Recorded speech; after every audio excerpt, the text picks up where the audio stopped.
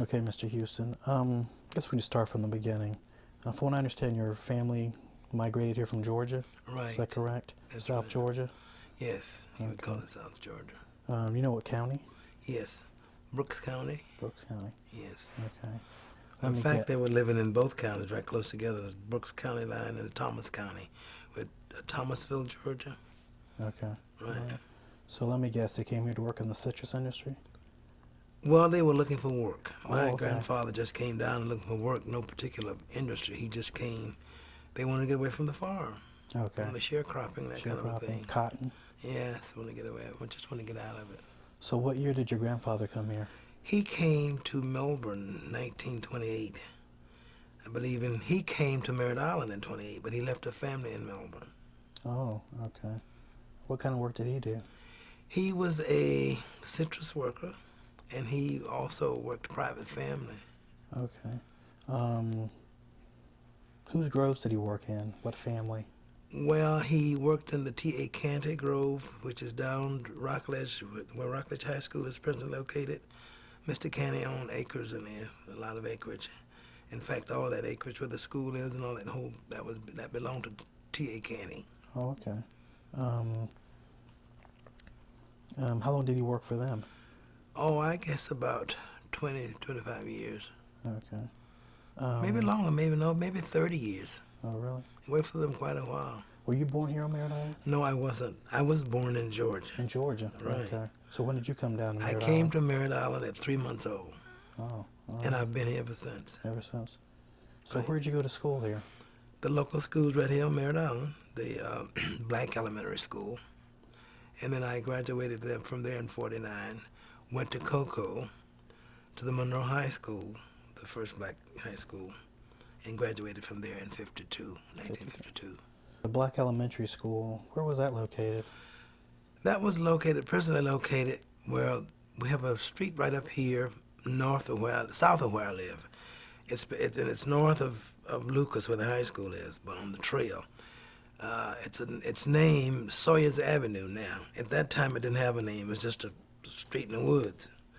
And of course, it was a nice school. It was a 2-room school with the blackboards that lit up and down, had cloakrooms, had a place for a kitchen, and had a stage. It was really a nice building. And of course, we had nice teachers. And in those days, we had PTOs. The teachers did everything. They not only taught you, they helped prepare the lunch for our lunch. Oh, So those teachers worked very hard.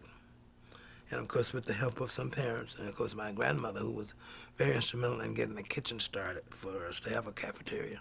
okay. And of course, the PTA bought the stove and that kind of stuff. I can remember all those days. It was really, it was really a nice school, even though it was a segregated 2-room school. Okay, so when you were in attendance there, how many students you think were going to school at that school at that time? Well, it ranged. They had grades from, we said, first grade through 8th. I would imagine, in my little small mind at that time, thinking of quantity, it might have been about 45 students, maybe 45 students all. That would be kindergarten through 8th grade. All right. And because I said kindergarten, actually, kindergarten was not mandatory in those days because I didn't go to kindergarten. I went to school and started at 1st grade. Well, primer, they called it that time, where you learn your ABCs and you learn to write and your form letters and that kind of a thing. So we didn't have kindergarten, but I went to, if you could go, they let you go to school. You were supposed to wait until you were 6, but I went to school at 5. Okay. So you grew up in the area where you currently live? Right. Just down the street from here. Right down the street, right down the trail. At the end of the trail. Well, not the end of the trail, but I grew up where the street curves around, has a curve. There's a big apartment there on the right, and there's a store that's sitting in the forks of the road. Well, I grew up right there just across the street from that store. All right. Yeah. And this was an all-black area? This was an all-black area at this time, yes. It was an all-black area. Okay. Were there any other black areas on Merritt Island at that time? Not to my no, there wasn't. There were a few, I should say, citizens lived way north on the trail. about where the Cape is located now. Where the Cape, that property is beginning where the Cape starts up there. There were some, some citrus workers living up there, and grove workers and whatever. And their kids came to school on the school bus. The bus ran. We had one bus that ran, and one driver that I remember. Name the guy that drove the bus was Reverend Lawrence Walton. And of course, if we were good, we got a chance to ride the bus, from school, even though I could walk from school on the run. But we called him Uncle Lawrence. Everybody called him Uncle Lawrence then. Okay. Yes. So you went to school with the late Ralph Williams? Yes, I did. Ralph Williams and I started to school together, and we finished school together. Okay. We grew up together. Yes, I sure did. I went to school with Ralph. What place or institution was the center of the community at that time? Well, the institution that was center of the community at that time was the church. That was all we had. We had no recreation centers or anything. We had the church and the home. Those were our institutions. What church did you grow up in? I grew up in, oddly enough, which church did I grow up in? Well, I grew up in both the Methodist church and the Baptist church. Well, I got my start in the Baptist church, but later on in the years when as I finished grade school in 8th grade, I had taken music, and of course, they did not have a musician, and I was playing for my church, the Baptist church, which is the church right ahead by my driveway where you guys came in. Not the one across the street, but the one on this side of the street. I played for that church for a few years as a teenager, and of course, they had church, not oddly enough, but they call themselves sister churches. The Methodist church had church on the first and third Sundays. Those are their Sundays. And my church, the Baptist church, had church on the second and fourth Sundays. So which meant I got to play for both services as I grew up, growing up. That's how I got started in the church music. Okay. What's the name of the Baptist church again? It's Greater Mount Zion Baptist Church. At that time, the name of the Baptist church at that time was Mount Zion Baptist Church. And the Methodist church? Mount Olive AME Church. All right. Did you ever work in the Groves growing up? Well, not much. I didn't work in the Grove, not very much. My grandfather, they wanted me in school. They wanted me to get an education. They always talked college, and I didn't know anything else. So I didn't get to work much in the Groves. I went to school most of the time. In the summer times, I got to work a little bit in the Groves. And as I got older, I did construction work on the projects that they were building here. These projects, the old projects. I got a job, which was paying more money. And I worked in construction projects until I got in college. Okay. I got ready to go to college. Besides your grandfather, did anyone else in your family work in the Groves full time? No, no one else worked in the Grove full time. Okay. Nobody else in my family worked in the Grove full time. Did you know Dennis Sawyer? Or no? How well did I know Dennis Sawyer? Did I know Dennis Sawyer? Yes, I did. Mr. Sawyer, as I was telling Bob, I grew up with Dennis Sawyer. In those days, Dennis Sawyer came here from the Bahamas. He owned practically all of the island, most of the houses that were on the trail. He had a number of houses on the trail. I would imagine about 10. Yeah. And he owned some property out there by the school on Sawyer's Avenue where I was. He did a lot of farming.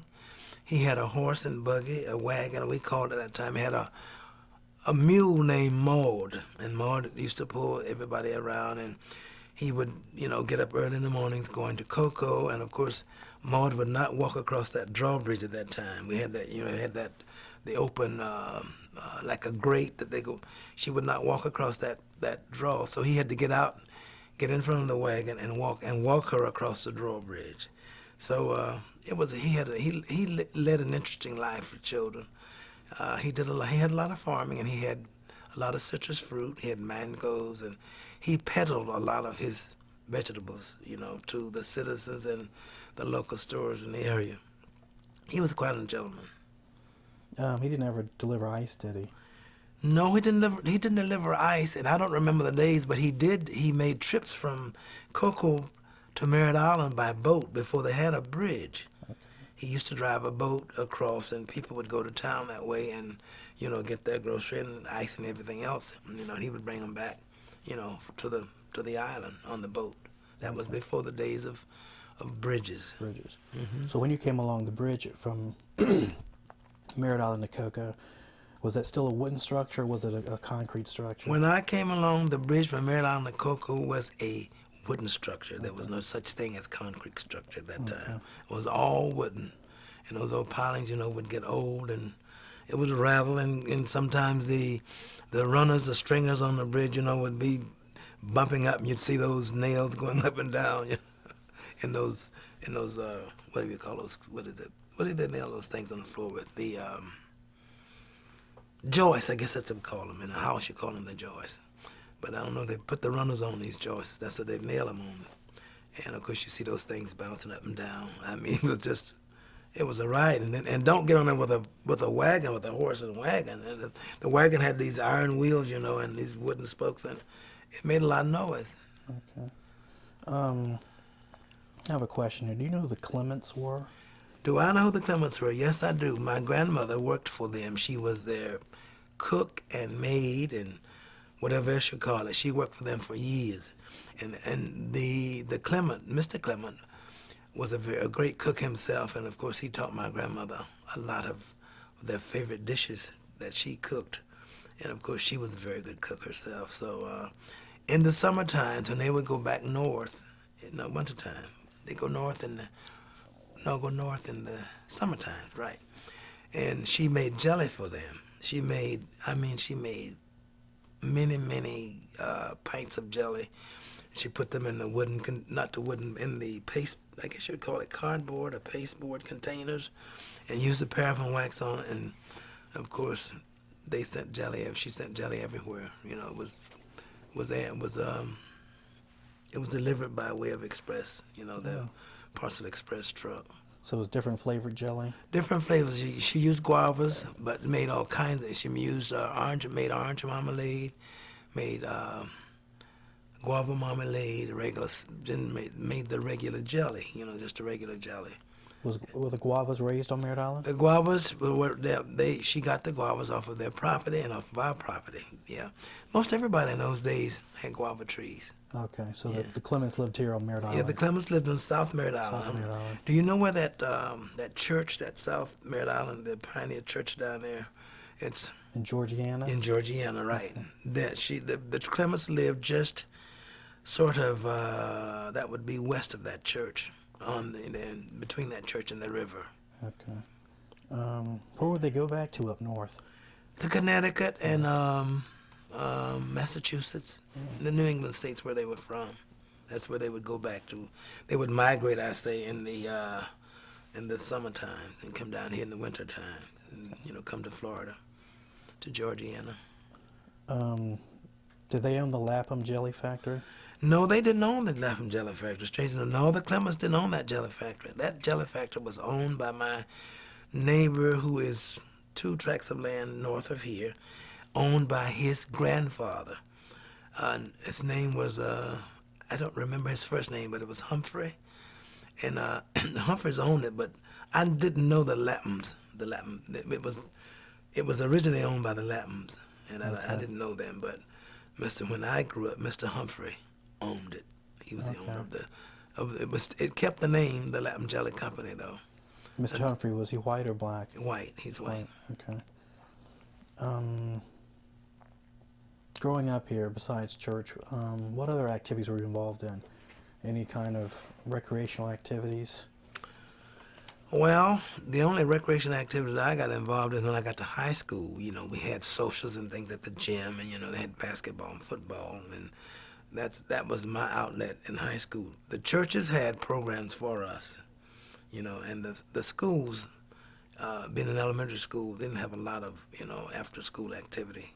We got to that when we got in high school, over in junior high, I should say 8th, 9th grade on through high school.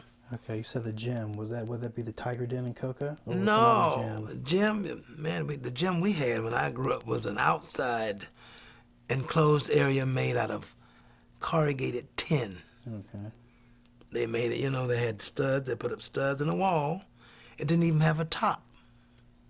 So that was the gym we had. That's the way we played our basketball games, kept them contained in that.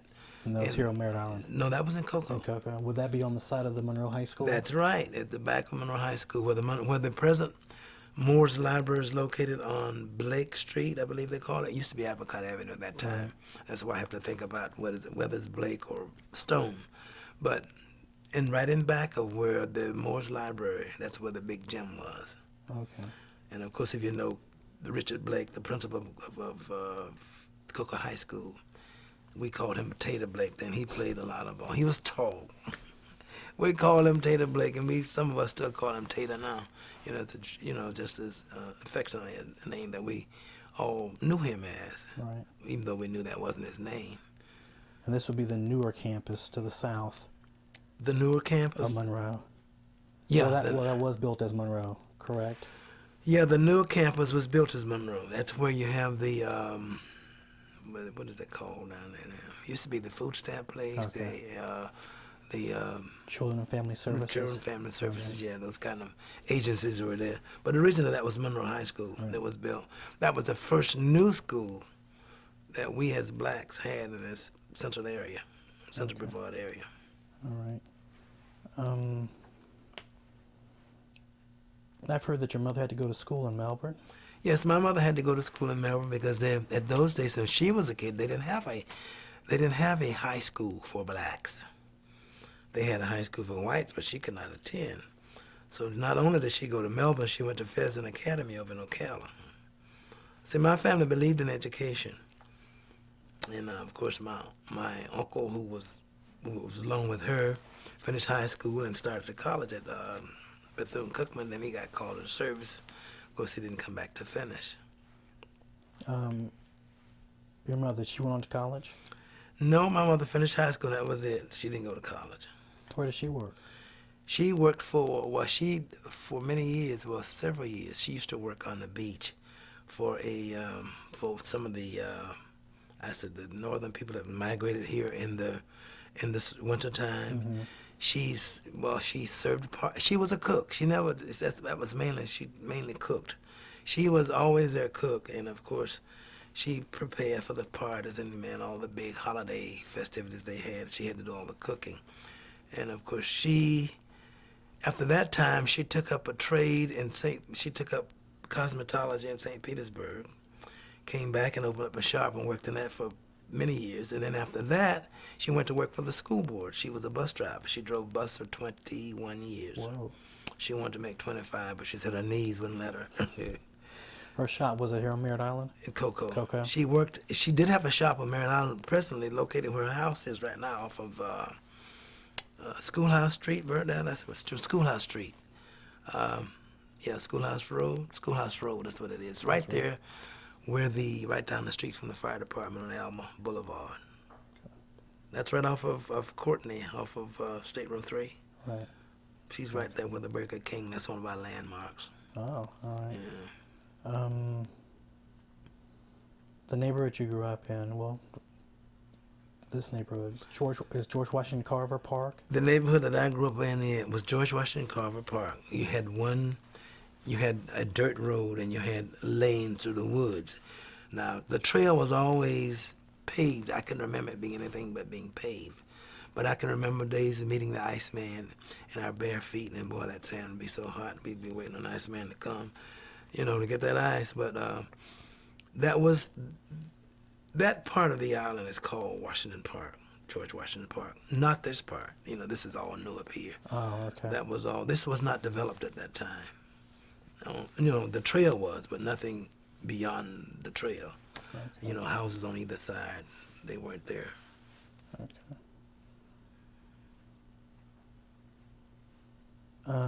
You went on to college at Florida Memorial? Yes, I did. I finished high school in '52. Went on to college at Florida Memorial, which is presently located in Miami, Florida. But in those days, it was at St. Augustine. I went when it was at St. Augustine. And I graduated from college in '56.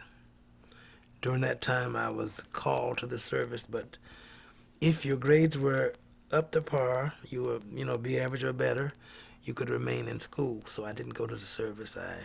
My grades were always good. So I didn't get. I missed that opportunity, which I think it would have been a good opportunity for me, even though I didn't get to go. I stayed out because my grades were great, and so Okay. I finished in '56, and then I came here. And the very same man that my grandfather worked for years, T.A. Canty, just spoke to the superintendent at that time, which was Woody Darden, and I was hired. Okay. What did you major in college? Elementary education, and I had a minor in social studies. Did you? Okay, and you're currently working at Gulfview Elementary Yes, School. I am. correct? Okay. But before I went back to school in '61. In fact, I graduated from Columbia University in '61 with my master's in administration and supervision. I came back and worked as a teacher for 2 years, and I was hired at Stevenson. That was my first administrative job. The lady that hired me went on to get her doctorate in Miami. She said, "You are most qualified." And those days were integrated school. Then I felt pretty good because we just weren't just blacks in the school. We had blacks and whites, and of course they bus kids in for, to integrate Right. the schools. And she asked me if I wanted, would I like to have the job? I said, "Why, sure." And I was hired, and the person that called me signed me up and changed my classification, and I've been in the administrative field ever since. Okay. Um, when did school integration begin here in Brevard County? I was 61, 62. I'm not quite sure when integration began, but I think it was 61, 62 because I had my first job. I got hired over here. In fact, they were taking the black teachers, taking the best black teachers and putting them in the white schools. And of course, they said they were sending the worst white teachers, putting them in the black schools. That was a saying in those days. And of course, I got hired over here as a science teacher at a school called named Robert Louis Stevenson. It's located at the corner of North Banana River Drive and the B Line. And of course, I worked there until '75 when I was transferred to Audubon. And I stayed from Audubon to '95, 20 years. Left Audubon and went to Gulfview, where I'm presently located. Okay. So what year were you hired on with the school board for the I was very hired, first time? the first time that I was hired for the school board, that was in 1956. As I said, I finished college in May. I was hired in August, started to work in September.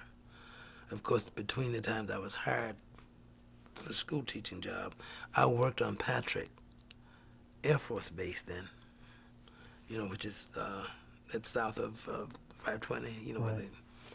that's where I worked out there in the cafeteria. I was a breakfast cook out there, and then I was the cook's helper. How long were you out there, Patrick? I was only out there for about 3 or 4 months. Okay. All right. Did you have any other, well, before you began your career in the school with the school board, did you have any other jobs like during college and when you came home? Well, I had jobs in high school. In fact, I started in junior high downtown Cocoa on Delano Avenue. I worked at the Rexall drugstore then. I washed bottles and I typed labels. I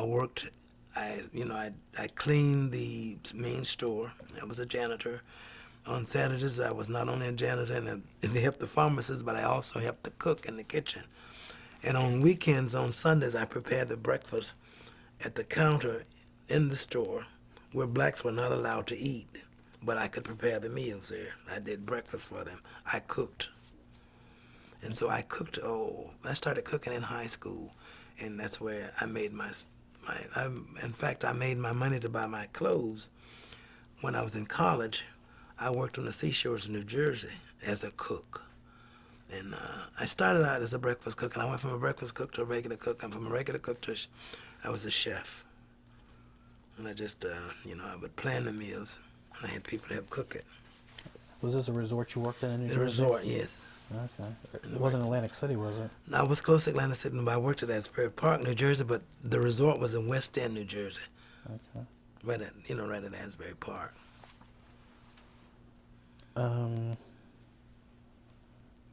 Do you have any stories about Angel City or any other neighborhood on Merritt Island? Well, not really. I don't have any stories about Angel City, but I do know some people that lived in Angel City, and was a very familiar well, there was a family in Angel City that was a very familiar family by the name of the Futches, Jerome and John. I don't know, but they did a lot of fishing and they caught turtles and they soul fished in our neighborhood. And of course, the black people liked them, and we all got along like like black brothers and sisters. We didn't have any problems, And of course, in fact, Henry Menaboo grew up on Angel City, yeah, and he's one of my best friends right now. Okay. In fact, he taught my son. He was my son's coach for several years. When they played Little League, and of course, my son also worked with him when he worked for the county down at Vieira. Right. Okay.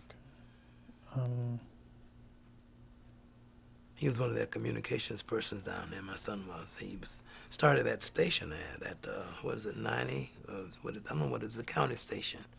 Okay. Space Coast Government TV. Yes, that's right. All right. You got it. All right. Space Coast Government TV is right. Let's see.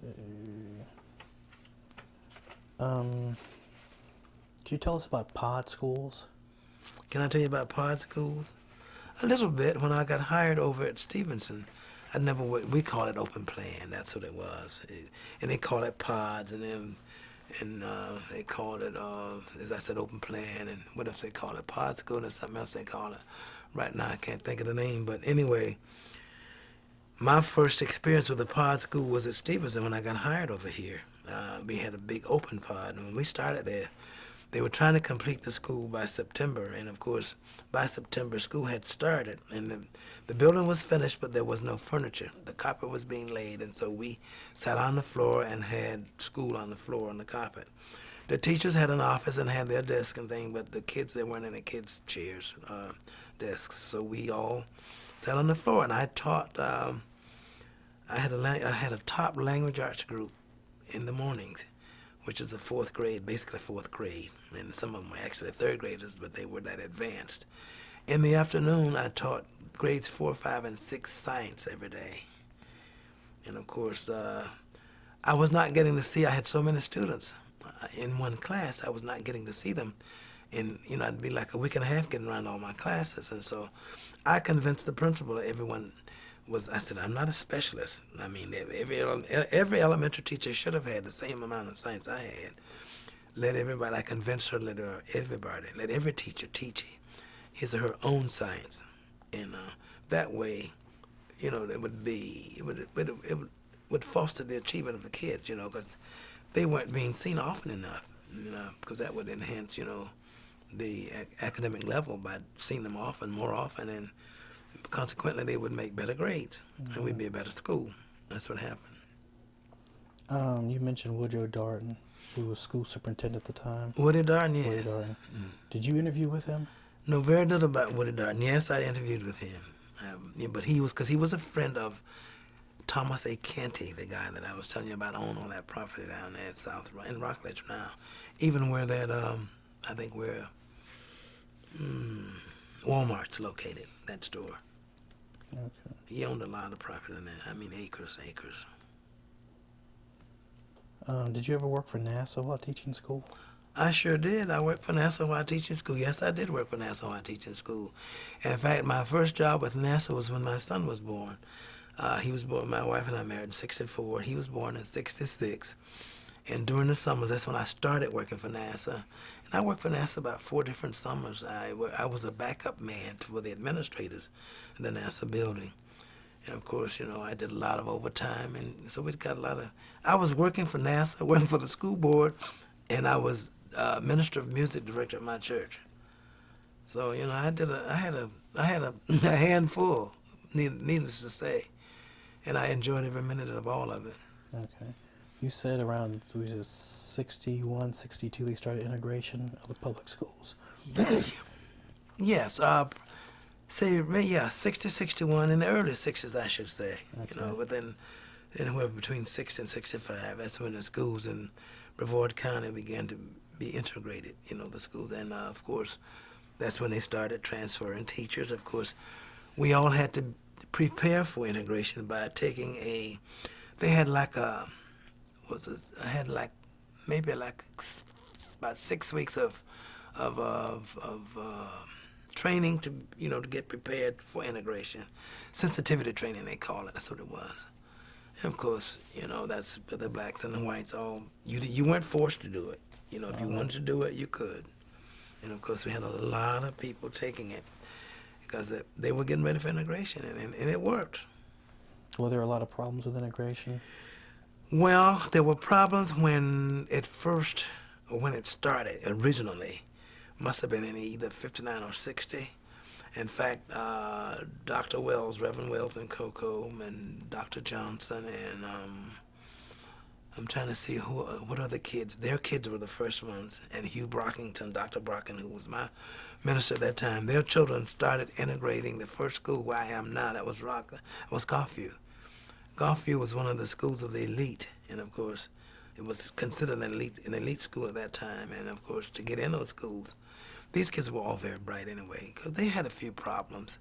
There were a few problems downtown at the drugstores, integrating in the movie. But eventually they all came around. They didn't have any bad problems, I should say, but they had some problems. But they were resolved eventually. You said the movies. Would that be the old movies, State Theater? The State Theater downtown. It's a Playhouse. Playhouse now, yes. Okay. Yeah, we sat in the. They called it they called it in the movie downtown, Coco. They called it. The blacks have to sit up in the buzzard roost. That's what we called it. And of course, you had to smell the stink bathrooms. And of course, I have white friends now that tell me that. Well, I wish we wanted to sit upstairs. We didn't want to sit downstairs when you're walking off the street. So, but it wasn't bad. But you had to go around to the side. Of course, you paid the same money. Right. Everybody else paid. And of course, we didn't mind upstairs. We just didn't like smelling those horrible bathrooms. They were terrible. Were the bathrooms upstairs? Yes, the bathrooms were upstairs. Okay. All right. Was the white bathrooms upstairs as well, or No, just the black bathrooms. Okay. All right. And they just weren't well cleaned? In those days, they were called colored, not black. Okay. All right. Colored. All right. I can't get used to saying colored. Really. I just never did like that word anyway. Really, I just didn't. Personally, I didn't like the word colored. I've always said black. So they probably weren't kept up real well. No, they weren't kept up. Yeah, the janitors, they didn't hire the janitors to clean them. Okay. They cleaned the ones downstairs because ours didn't get cleaned. How much did it cost to go to movies back then when you were? When I started going to the movies, it only cost 9 cents as a kid. And you can have movies you can have a quarter and get popcorn and have a good time and go back home for a quarter. Was downtown Cocoa busy at that time? Very busy. It was more, I would think it was more productive than it is now. It was growing, so everything was up and running downtown. It was really busy downtown Cocoa in those days. They were steadily advancing and progressing, but, expanding, but they're not as like now. Right. I guess they're trying to keep it a little quaint village now, Everything's moving out of town, outside in the shopping malls and what have you. Right. Were there any packing houses down there at that time? Yes, there were packing houses down there in those days. Yeah, they had citrus packing houses. I can recall one by the name of Nevin's Fruit Company, and there was another one. The Porsche House, they had one. Okay. Remember the Porsche houses? Right, yes. They had a packing house, too. So there were 2 packing houses downtown Cocoa in those days. Citrus packing houses, they pack fruit, and people worked in them, and they shipped fruit, for gifts, and it was polished and beautiful and all kinds of things. And they also did they also did oranges for juice. I asked you earlier about Dennis Sawyer. Is he related to Theron Sawyer, the late Theron Sawyer? Dennis Sawyer, yes, he's related to the late Theron Sawyer. Theron Sawyer was also one of my best friends, we grew up together. He was a little bit older than we were, but he was Rudy Stone's age, and we were younger. Ralph and I were little. Ralph Williams, the late Ralph Williams, and I were younger. But quite a bit, yeah, he was, in fact, that was his grandfather. Left him quite a bit of property and houses. And of course, he also left his daughter and sons and his grandchildren, other than Theron Sawyer. They left them, and of course, I think most of them have sold their property now. In fact, the property where Opal Morris now lives, you know Opal, Yes. right Yes, up I the do. street. That was the Sawyer's property. That where that church is, Mount Olive AME Church, that was Sawyer's property.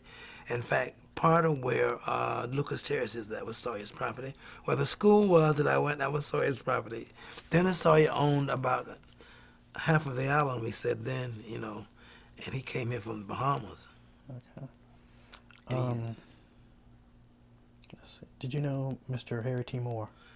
did I know Harry T. Moore? Yes, I did. Harry T. Moore was a man among men. I can remember he was a principal, he was a school teacher, and he was an insurance man, writer, and he was an educator. And he came to our house and collected insurance, and a lot of times he would have tea, coffee, what have you, little brunch, whatever. Sit down and have us, just fellowship with my family. I didn't know his wife that well because I knew of her. I knew her, but she didn't get around like he was. She was also a school teacher, so. But being an insurance writer, he was, he got to visit a lot of our homes, and of course, he was a really brilliant man. And he taught school in Mims? In Mims, right? In Mims, what we call that time. In those days, we say right next to what do we call that area up there above Mims? It's referred to as redneck country. Scottsmore? Scottsmore, thank you. I couldn't think of it. See, that's what happens when you get age. You get older. You can't think of things like you want to. And I'm getting up there now. I'm 66 years old, so sometimes I don't remember as well as I'd like to, recall things as quickly as I'd like to. Yeah. But he taught up there in Scottsmore, and of course that was undesirable country as far as we were concerned as black folk. What was the reaction among blacks in Brevard County to his death? Oh, we were all devastated. It was just, it was like a period of mourning for black folk here. People just actually lost it. A lot of them couldn't contain themselves. It was horrible. It was the worst thing we'd ever experienced. And of course, we think about it now, and we shudder to think that we had people in Brevard County that would do something like that. It left a very, very sad note, on the minds and hearts of all the blacks. Besides Mr. Moore, when you were growing up, who else in the black community would you have considered a leader, or did the community consider as one of their leaders? Well, when I grew up, In addition to Harry Moore, I would in addition to Harry Moore, I'm trying to think. Well, Dennis Sawyer was always one of our leaders. Okay. He was a great leader for the blacks, and as you said, Harry T. Moore. I'm trying to think, and there was another family by the name of Turnbulls. They lived up in further up the trail. Mrs. Turnbull, she was also a principal teacher and what have you. She was one of our black leaders in the community at that time. She and Dennis Sawyer were the main ones that I could have. And of course, in Coco's side, we had Melissa Moore, the Fords, and the I can't think of my brother-in-law's people, the Speeds. The Speeds were community leaders. Did you know Miss Melissa Moore? Yes, I did. Okay. Yes, I did. In fact, she was one of the founding members of Mount Moriah AME Church on Stone Street. I'm trying to call it Magnolia. I can't get that out of my brain. Right. Yeah. Let's see. How did you meet your wife? Now that's odd. That's strange. Well, it's unique, I should say. It's not odd. It's strange, but it's always a long story that I have to tell. I have to cut it short, but it's always interesting to most people when they ask me, "Then how did you meet your wife?" Well, I met my wife through her father, who deceased last. He died last March, I believe it was. Last April or March. It was March. But anyway, he was over here working. He was a minister. My wife has 11 brothers and sisters. There were 12 of them, And of course, he came over during the part-time. He was a minister, but he also was a construction worker. He was a carpenter. And he came over looking for work, and he was working. He had work. When we met him, he had work. He was trying to find somewhere to live. And of course, I was living with my grandmother and grandfather, and because we had, 3-bedroom, big house, pretty good sized house. And of course, they agreed to let him live there. And he said, he was looking for, he wanted a nice place. He said, I want a place where I can take a nice shower and eat if I want to, or fix my dinner or whatever. So, well, my grandmother told me, you would certainly have to fix your dinner because I won't be cooking for you if you stay. And of course, they were waiting on me to come home from school to agree to let him stay. And I told him, I said, sure, it's fine with me, if that's what you want. And of course, a lot of times he didn't cook. She cooked for most of us. She made dinner for him, and which he was very thankful. He was being a minister. He would go home on weekends to his church. Some Sunday afternoons, he would come back over this way and bring his family to the beach. And he brought his children and his wife to the beach. And of course, my grandparents were in Georgia at that time. And of course, they came by the house. They had come to our church. And that morning they came to my church. I was not the minister of music. I was on program. I sang. I had a solo to do that morning. So the minister of music had me do that solo, and which was Theron Sawyer. He was the late Theron Sawyer. And of course, my wife said, as I sang, she and her sisters, and they brought a friend with them, their neighbor, very close friend of theirs, and they were trying to figure out which one was, which one was I in the choir. So now who's Ike, whatever his name is. I don't know what they called me at that time. They were trying to figure out which guy was the Houston guy. And of course, I think she figured it out anyway. And anyways, after church, they came by home, and of course, they not anybody there but me, we didn't have dinner prepared. I was preparing dinner, but I hadn't finished. So they went on to the beach, and they went back home. And of course, they came back by the house before they left. And that's how I got to talking with the girls. And of course, my wife was just one of the girls for me at that time, and she very carefully gave me their address and their box number. Said, this is our post office box, but we get mail at home, and the phone number and everything, and that's how we met. And she went home, and of course, I took my family over there for Christmas. And then she took me around and showed me around for Christmas, and we went over, and my grandfather and grandmother. And that's how we got started. And, I talked to her, and she talked to me. She was in college. I had finished college and was teaching. And, of course, we didn't propose at that time, but, I would write her, and she would write me. And sometimes we'd telephone each other, and that's how we started dating. We started dating, I would say, December of '63, and we married in June of '64. And she went back to school. I told her father he wouldn't have to worry about her finishing school. I would send her now. And if it was okay, I would send her to school. And he said, sure, it's fine. Where was she going to school? She went to Bethune Cookman in Daytona. She's a graduate of Cookman. She had a baby and went back to school and finished in '69. She did her intern at Tropical Elementary, where she works now. She has been there 31 years. Whoa. That's her only job.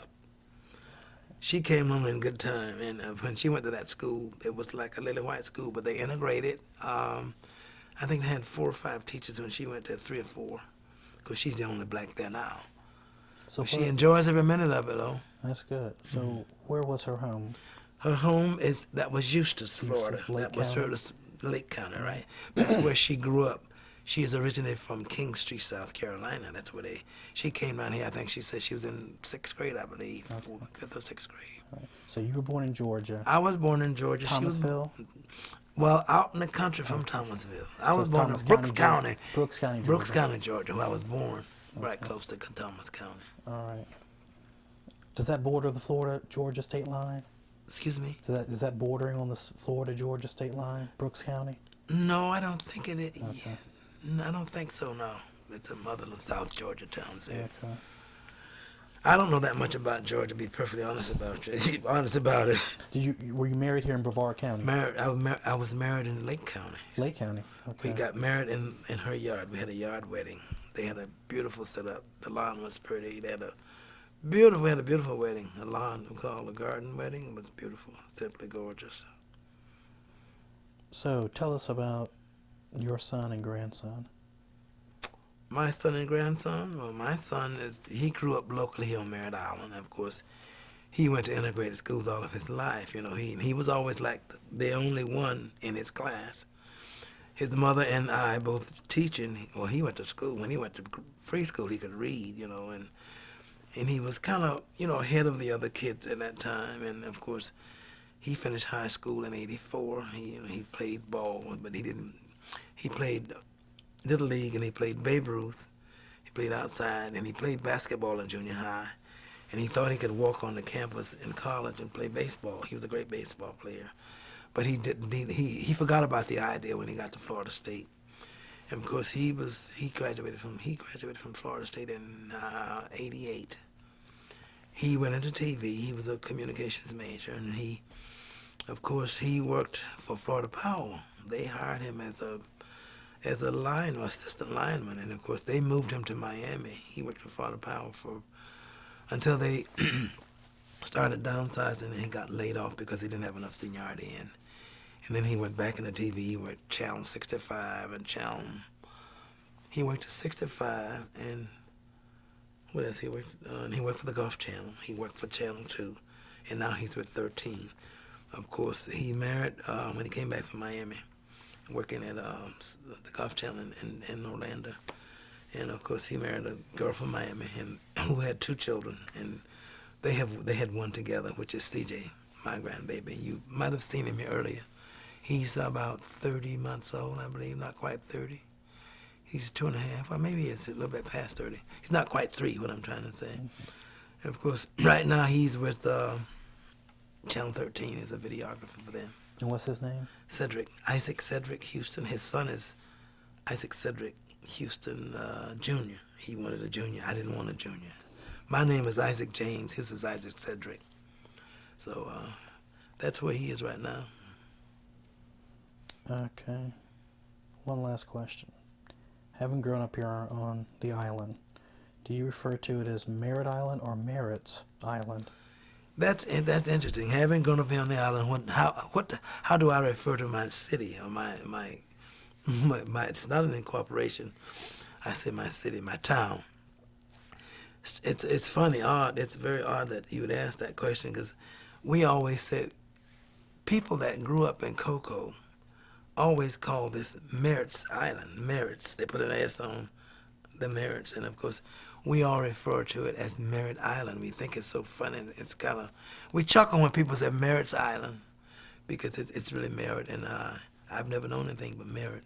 Of course, a lot of the citizens, the older citizens from the Cocoa area, refer to Merritt Island. And Melbourne and Titusville, Mims, Palm Bay, they all refer to it as Merritt's Island.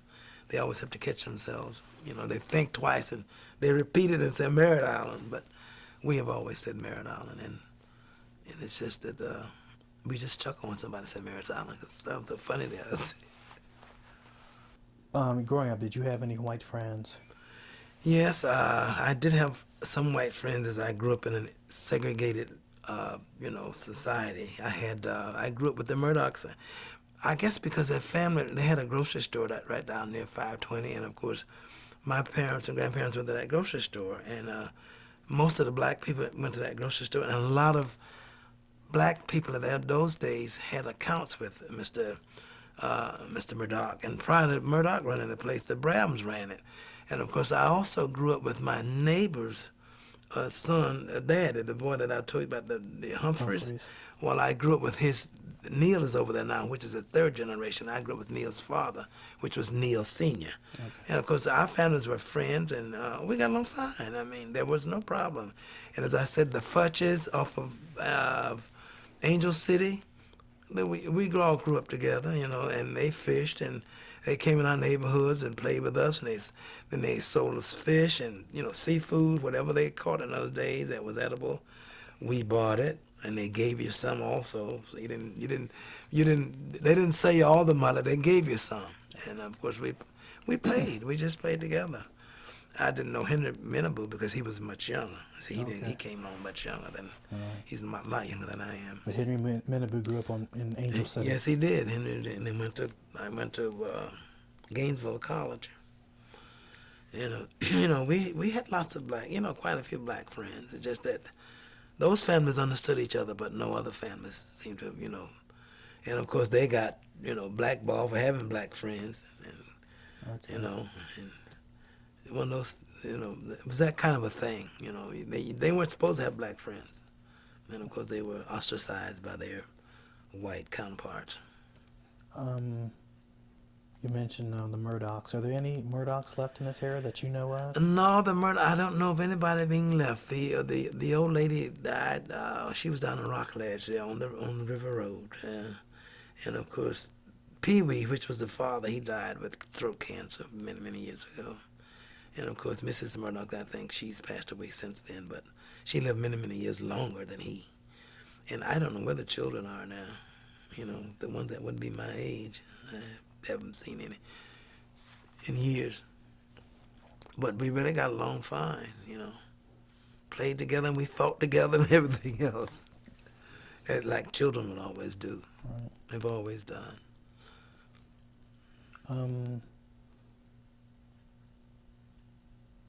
Harry T. Moore died in a bombing of his house in Mims in 1951. Yes, he did. I don't know how many sticks of dynamite they put under his house, and but I think it was like Christmas Eve he died. They, was ignited and blew up and killed him instantly. And his wife, I think, lived a day or two.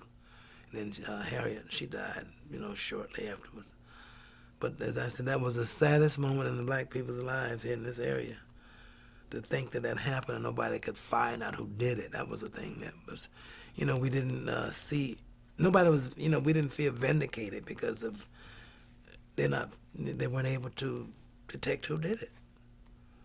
Did it generate any kind of activism in terms of the civil rights movement here locally? Yes, it did. I would think so. It did. People became very hostile, and they organized in the ACP, and of course they became very active, and a lot of people that were in the background, they came out front because they were just bitter because of what happened. And in those days, we said, well, the law enforcement agency or the organization at that time, we think could have found out who it was, but they didn't. We think they just sort of pulled the wool over our eyes. They thought they were, We realized they didn't try to find them, like they said they were. And of course, recently, not too long ago, they had some people, some guy in the paper, I believe, supposedly knew something about it, had worked with the group, the Klansmen or somebody when it happened.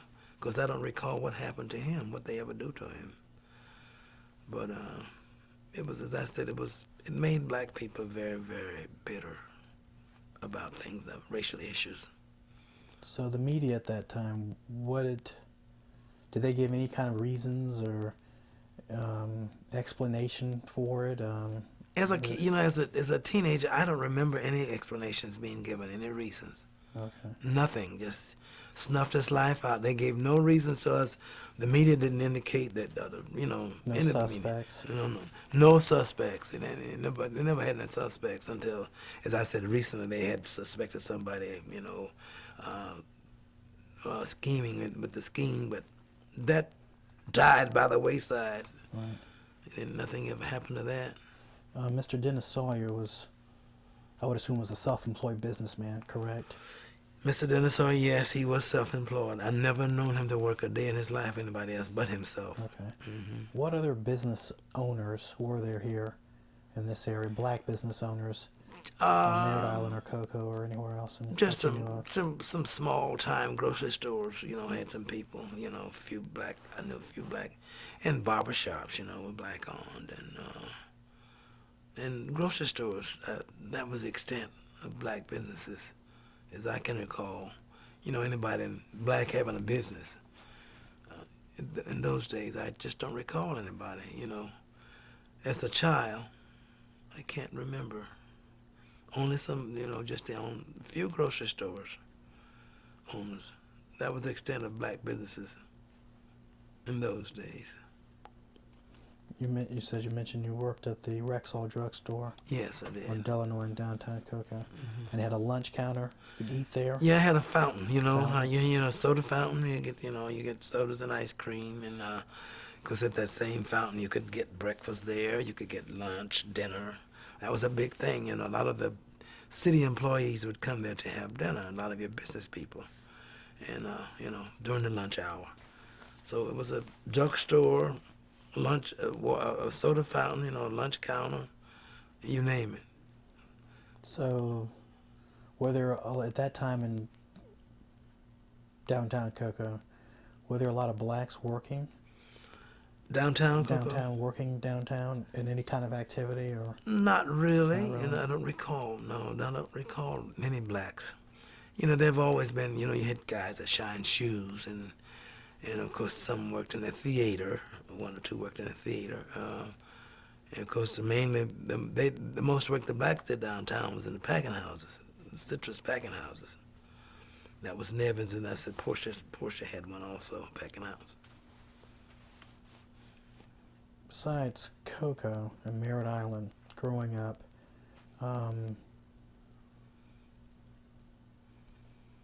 did you visit anywhere else? Travel Growing up. growing up? Besides Cocoa and Merritt Island, oh yes, I did. I visited. I went to Georgia many times. I went to Valdosta, and I went to Thomasville. I visited Tallahassee. In fact, I went to school in Tallahassee for a year. My grandfather went back to Georgia and spent a year on the farm. And we had the experience of, farm life, which we thoroughly enjoyed. My brother and I. And of course, he's deceased now. My deceased brother, he died a couple of years ago. But I went places like New Jersey, Maryland, New York, Philadelphia, as I call Tallahassee, Miami, which I have, St. Petersburg, Tampa, Orlando, Brooksville, places in Florida, West Palm Beach. My grandfather was always on the go. He always had a car, so we did a lot of traveling. In fact, my grandmother had a new car, almost a new car given to her by the Clements. Gave her a Model A Ford. It was leather. I can remember the leather seats and everything inside of it. Had a rumble seat in the back. It turned up, and it was really a nice car. We traveled a lot in that car also. You mentioned the beach earlier. Mm-hmm. What section of the beach? It's Cocoa Beach, correct? Yeah, Cocoa Beach. Okay. What section of the beach was, I guess, reserved or relegated for the blacks at that time? Because it wasn't integrated, right? It was segregated as well. Yeah, well, everything was segregated. Right. What beach there was. There wasn't much beach for anybody in those days. Oh, really? Okay. There was a single lane, well, 2 lanes, but a single road going to Cocoa Beach. And there was one service station between Merritt Island and Cocoa Beach. And that was right there where the bishops are. That's near A1A now. And there was not much activity on the beach, of course. If you went on the beach, you just went where the blacks were if they were there. You didn't go where the whites were. They didn't have any specific or particular areas reserved for blacks or whites. You just went to the beach. Of course, growing up in a segregated community and dealing with black people only, you went to where your group was. You didn't go where the white folks were, and they didn't come where the black folks were. And on those days, we did have picnics and things on the beach, cookouts in those days, but it was all segregated. Did you, growing up when you would visit up north, I guess at that time as a child, could you notice a dramatic difference in terms of how blacks were treated here growing up at home versus New Jersey? Yeah, I can notice that, that was very visible. I mean, it's very noticeable, the kids were allowed to do things that we couldn't do here, we just, looked at the kids and of course, I can recall the adults could say things to whites that we couldn't say here, we didn't say, we dared say here. And of course, you know, you heard nobody calling anybody any names anyway. You know, they seemed to have gotten along fine. You know, and looked like everybody was up more. I guess it seemed to have been happy up there than the people of the South. I just, you know, those days it appeared that way to me. I don't know if that was a good observation or not, but I seem to think so as I look back on my childhood days. We just certain things you didn't do when you're in the South that you could do up north as a black, and nobody said anything. Did you ever see or encounter any violence towards blacks growing up here locally? You know what? I don't recall, because I think my grandparents kind of sheltered us, kept us out of that kind of thing. I don't ever recall any violence among the blacks and the whites. I don't. You know, it was you could read about it and you heard about it, but I never saw any of it as a child growing up. Growing up, did you want to be a teacher? Did you want to get in the field of education? Growing up, I didn't necessarily want to be a teacher. I knew I had to go to college, and of course, as I worked around town Cocoa and got to know some few white girls and boys, I found out that they could get jobs downtown Cocoa and didn't have to go to school, like work in the bank, in a lawyer's office, as I said, maybe a dry goods store, things like that. They could, a hardware shop, store. You know, I knew friends that had friends of their families or their families doing those kinds of things. Well, I didn't want to be a teacher, but I knew I couldn't work at a job downtown Cocoa, because in order to get a job in the bank, I had to go to college, and my white counterparts didn't. So I went to school, and I ended up being a school teacher because my parents always stressed education. So I guess that's why I went into teaching. And of course, when I went into teaching, my first experience into my internship after going to college for 4 years, I called them home and told them, I said, teaching is not for me. I want no parts of it. I said, I'm sorry y'all spend all your money sending me to school, but I don't want to teach. I was very adamant about it. And they said, well, maybe give it a day or two, try it again, and it might get better. And my second day of internship, it was a little bit better, And my third day, it was a little better, and fourth day, it got better. And by the time I had been in about 2 weeks, man, there was nothing any better than teaching. I enjoyed it thoroughly. The kids they enjoyed it. We call them critic teachers in those days, enjoyed what I had done and then I got in and with my critic teacher in those days, because I was afraid of that lady. I was just afraid of her because they said she was tough. And I didn't go in there dragging my feet. I knew I had to work. And of course, she found out that I could type, and she was doing her project for her master's in those days. And I did her, I could type her speedily. So I typed her thesis, and, and the final copy. And of course, needless to say, I had it made with my kids and my credit teacher, and I did a very good job. And I did my internship in 7th and 8th grade, had a combination. And of course, 4 or 5 years later, they all were seniors. 3 and 4 years later, they came down to play us basketball, and they saw me, and boy, they just about had a fit. You would have thought I was king. They were riding me up high, carrying me. That's how much they thought about me and remembered me. And of course, I loved them too. And they gave me the nice send-off when I finished. Very nice send-off. And so I just enjoyed I enjoyed doing it. I didn't think I thought I would never teach. Never teach, but as I said, when they started integration, the best teachers started integrating first. I got sent. I was asked, did I want to take a job by a white man in a white school that was going to be integrated? And I said, sure, I'd be. I said, kids are basically the same. I don't care what color they are. They're all the same. They have the same needs. So, there's no such thing as teaching a white kid. I just teach children or a black kid. My wife says the same thing because she's never had that many blacks in her school. She has more blacks in Sunday school than she has in her academic day school. But we all found out that teaching is, for kids, is just teaching. You teach everybody the same. You don't teach races or or nationalities, you teach children. Were there any problems with violence during the integration period in the schools here? I don't recall, not in the elementary schools. Now, I think the high schools had some violence, really brutal violence among students. But we didn't experience that in the elementary schools. The elementary children didn't. They fall out and play and fight like any other, just like children do normally at home, like siblings do.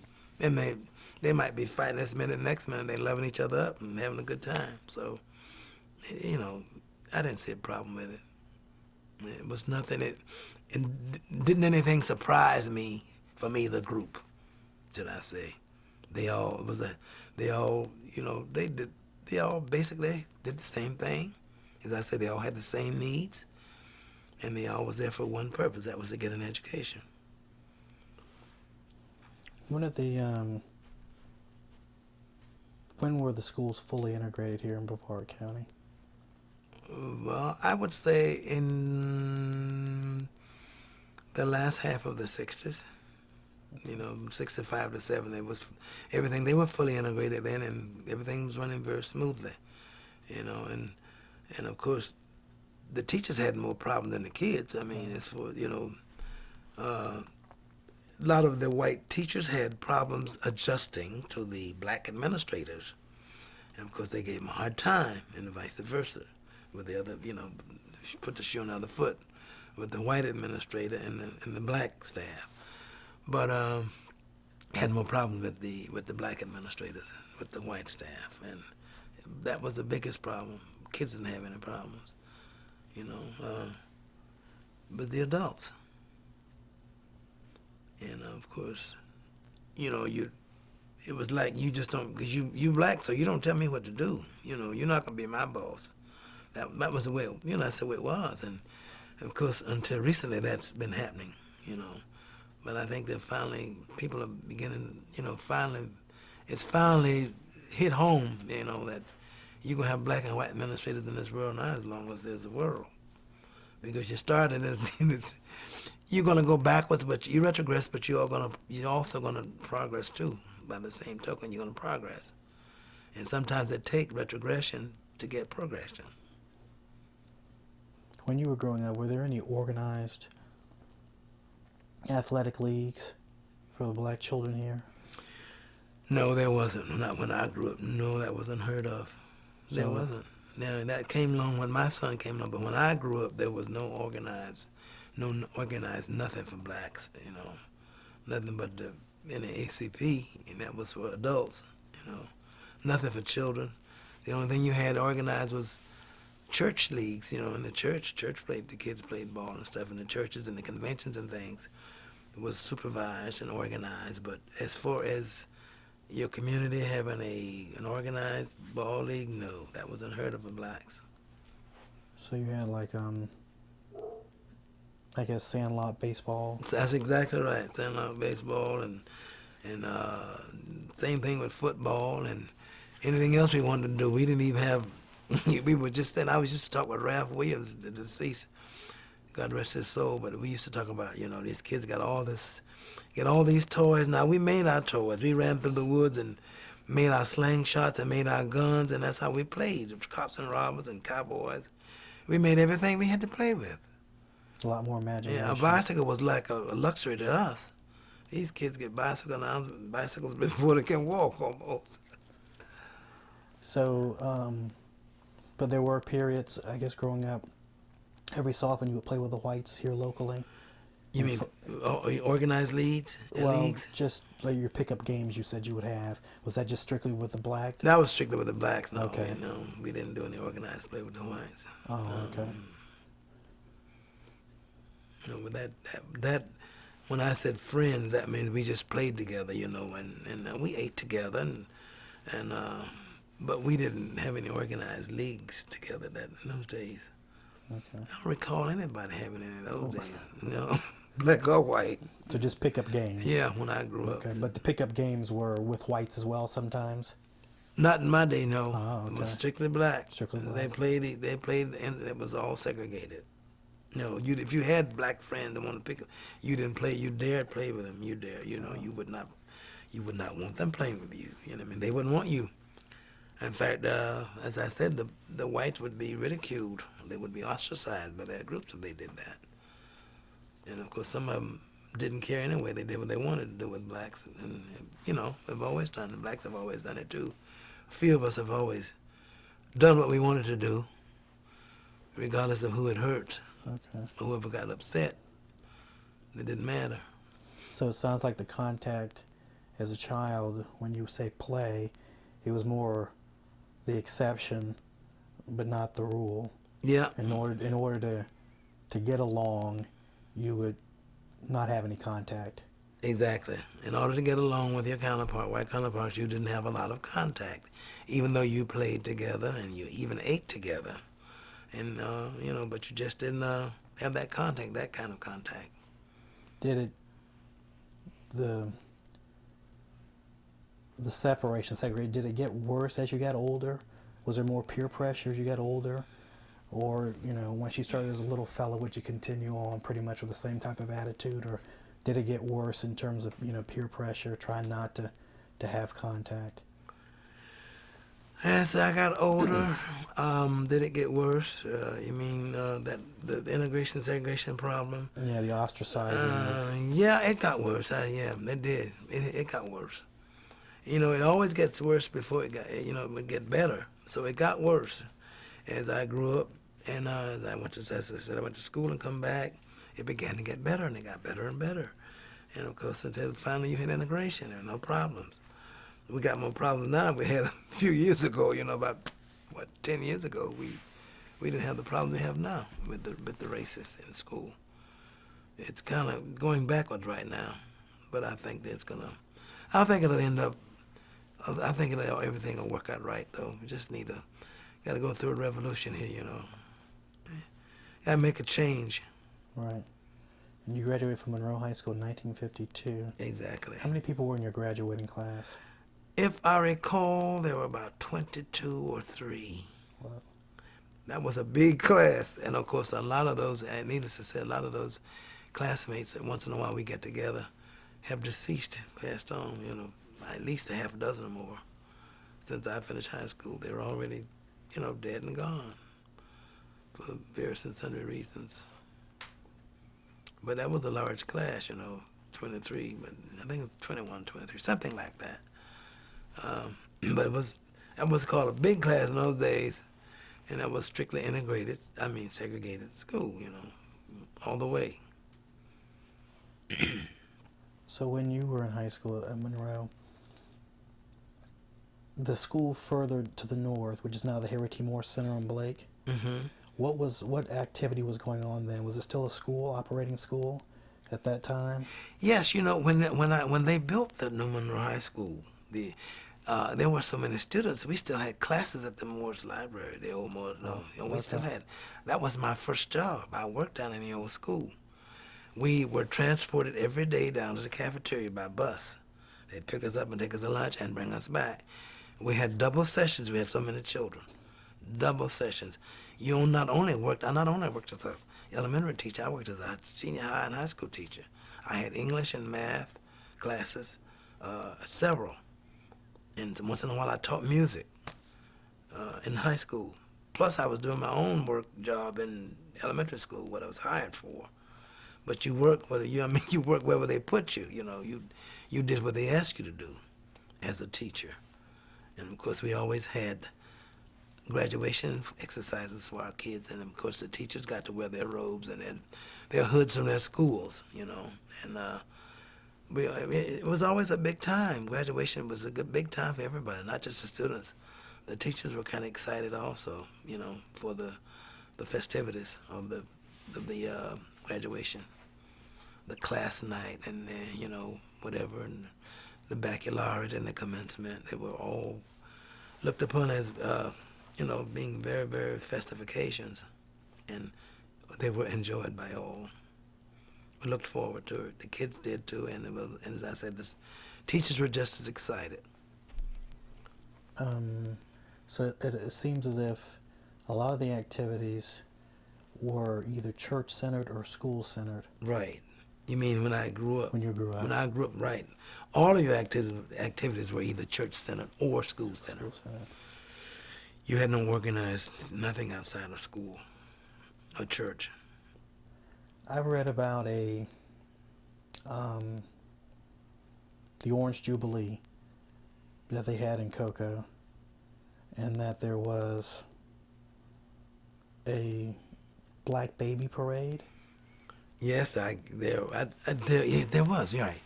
I don't know if babies, but children, younger children. Younger children. Right. Some were, because I can remember, I had a tricycle that was bought for me. I mean, it was it was what I call a really strong, heavy tricycle. It was a beautiful tricycle. It had the stream bars on it and everything. And of course, every year I was in the Jubilee, and it was mainly blacks. You were dressed. You dressed in costumes, various, things of nature, various kinds of animals or people. They dressed you as that, and that's when you went. That's the way you went in the parade, And it was, they took pictures, and the media came out, and it was a big occasion. It was really nice. I was always in the Orange Jubilee, Okay. as I can remember. Did it go up Florida Avenue or Brevard Avenue? It went Brevard Avenue, Brevard mainly. Avenue. Yeah, Brevard Avenue, Okay. downtown Cocoa. All right. I heard was there two separate parades, a black parade and a white parade? Oh yes, they were. They had two separate Two parades. separate- Someone was telling me that the whites actually thought the black parade was more popular to them. That's what I've heard. I don't know. Well, you heard what your take you on heard it was. correct.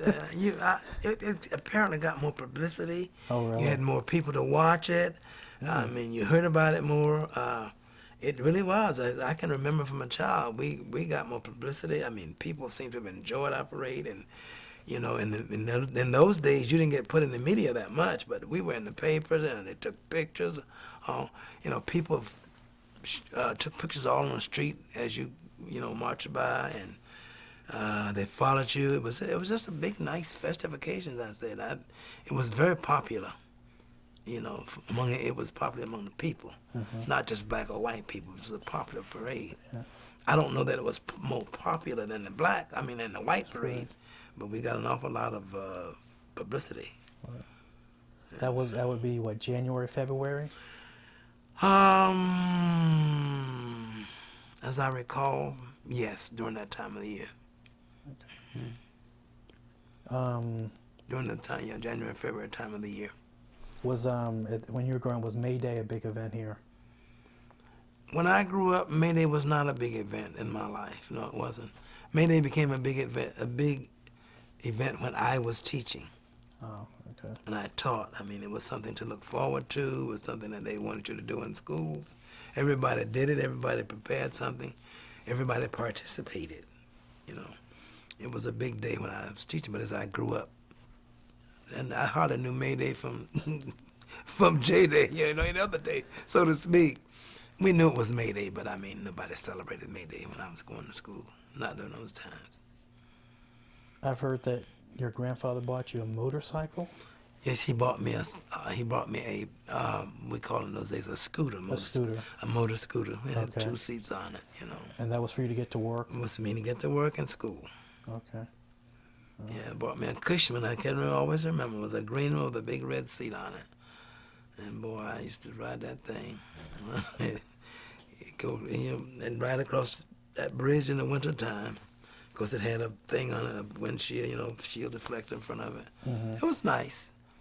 And it was strictly for business. Me to go to work and school. When did you get your first car? My first car, I got my first car when I got my first job teaching. Oh, okay. Of course, my grandfather he taught us to drive early. I didn't take driver's education. I learned to drive when I was about 10 or 12 years old, Been driving ever since. All of us, none of us took driver's ed. And my mom and my uncle used to drive the school bus for the county. And of course, my granddad did also.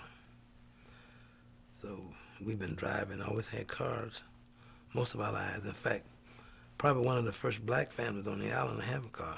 Oh, really? Mm-hmm. What kind of car did your grandfather drive? He always drove the Model A Fords. Okay. And when I went to school and come back, he bought a Pontiac. One of those with the big wide strip on the back of the thing, I could remember. Long, the tail end stick off that trunk was long and had a long nose and had that Indian on the radiator, you know, up at the top of the radiator, on the grill. It was a nice car. It was a beautiful car and had leather seats in it. I remember. Is it 55, 56, or? 55. What it was? I think it was 55. Yeah. Pretty much, I guess this area was, I guess you would say, was a rural area. Yes, it was. Yeah, this a lot of area. agriculture. This area was a rural area. It was mainly citrus fruit. You know, there was some gardening and truck farming, but mostly citrus was the main, and fishing. They were the main industries when I came up. The main industries. That's what they had. You know, as I grew up as a child.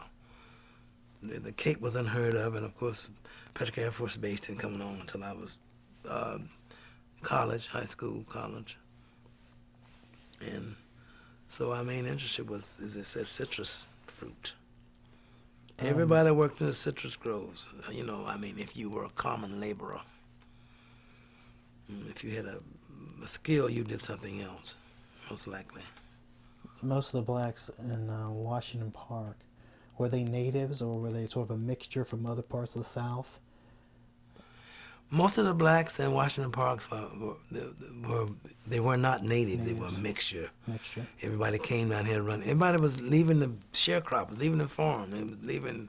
In those days, we called it, you know, you were working for the white man. So what do they call that? Slavery time, actually. We call that slavery, living in slavery. So everybody came down here to get away from slavery and sharecropping and that kind of stuff. I mean, from the South. They came here, migrated here just to get some work, just to get. Just a lot of people ran away down here. I can remember. So they ran away from, you know, the father or somebody would run away. Mainly the father would just take off and leave and get down here and get a job, and then he'd send for his family. He was afraid to go back for his family because they might keep him and not let him get back. So he, you know, for some reason, he may get put in jail or something. So they don't go back. They send for them. Send for the families. You know, they come down by train, bus, or what have you. I can remember a lot of that when I was coming along. A lot of my people came down here like that. You know, but the ones that, you know, some of the older ones really came down, you know, they slipped away. My grandfather slipped away, he just left.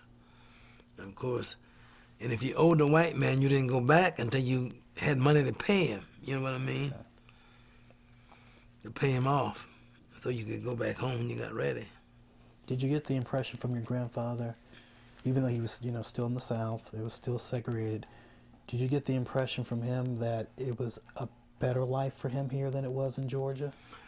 Definitely. Yes, I got from my grandfather it was a better life for him here than it was in Georgia. Because he had nothing to look to in Georgia but farming, nothing else, you know. And, of course, he was determined not to farm the rest of his life, I mean, not to raise his children up on the farm. He didn't want us to do sharecropping like they had to do when they were coming along.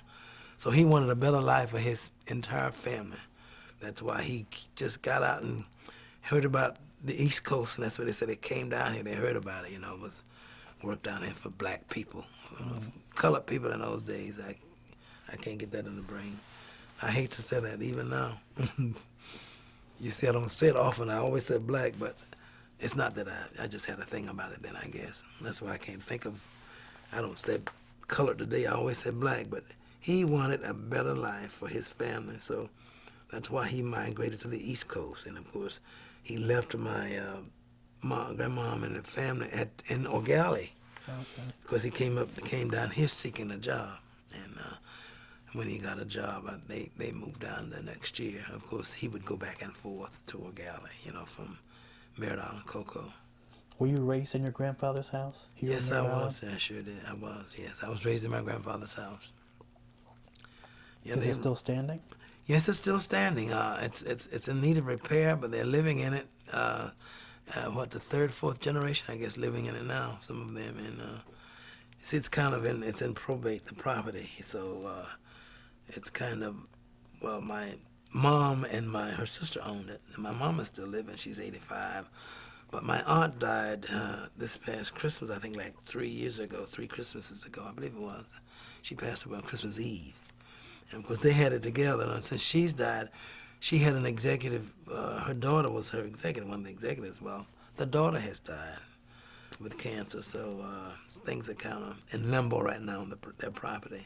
Is your mother still in the house? No, my mother's not. She's in her own house. She Her own lives. house. Oh, She okay. lives over on Schoolhouse Road, right near the Woody Simpson's Recreation, right across in front of that, right down the street from the fire department. She's right. In fact, her house is right in the end of that street. Come down and you can run into it almost. Okay. But your grandfather's house is still standing. So It's what still frame standing structure? on. Let me give you the name of that street. It's a frame structure with.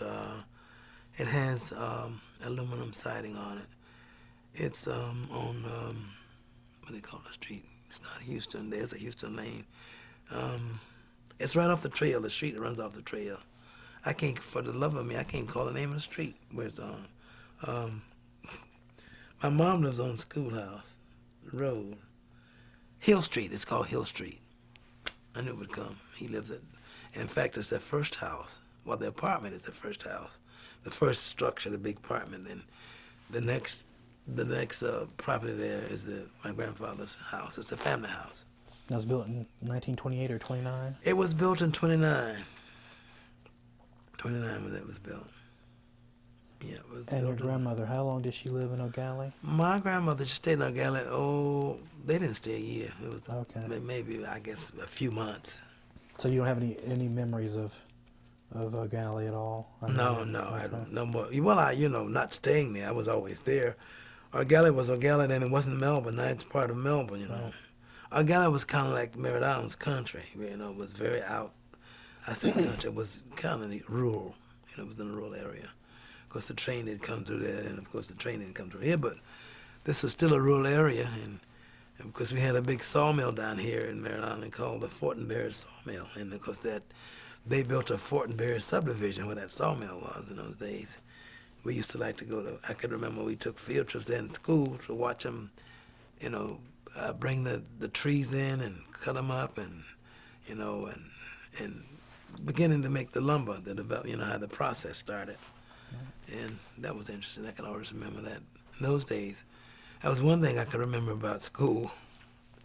That was one of my field trips.